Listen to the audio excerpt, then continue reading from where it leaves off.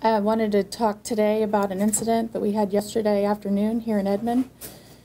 We had a call come in at 4:49 yesterday afternoon from 1825 Rosedale Drive. It's from a neighborhood here in Edmond.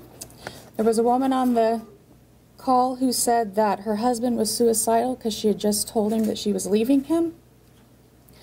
She said that there were guns in the house, that he had attempted suicide before, and that he had guns laying out on the bed currently when she was calling us, and that he had pulled out a gun and told her he was going to kill himself. So she had left the house because she was in fear for her own safety, and she was calling us to check on his welfare. That's the information that our officers had at the time of the call. We had 2 officers that responded to the neighborhood. When they got to the neighborhood, they saw an adult male with a gun at his side that matched the clothing description that the female caller gave us during the original 911 call.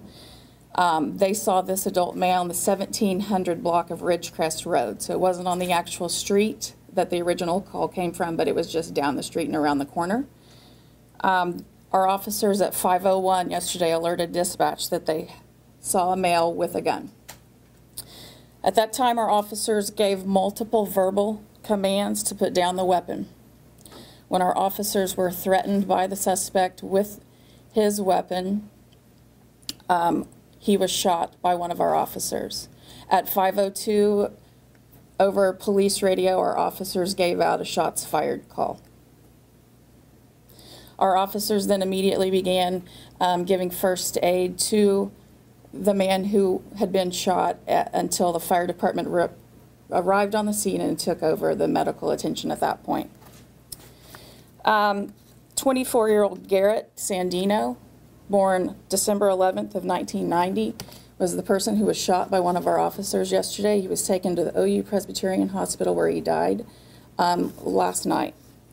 So today where we are is we have one officer who is on administrative leave while we conduct our investigation. Our investigation has 2 parts. It starts with a standard criminal investigation that we will then present to the district attorney's office, and then from there we will start an internal investigation here within our police department. This officer has been with the Edmond Police Department for 15 years and has no prior incidents with our department.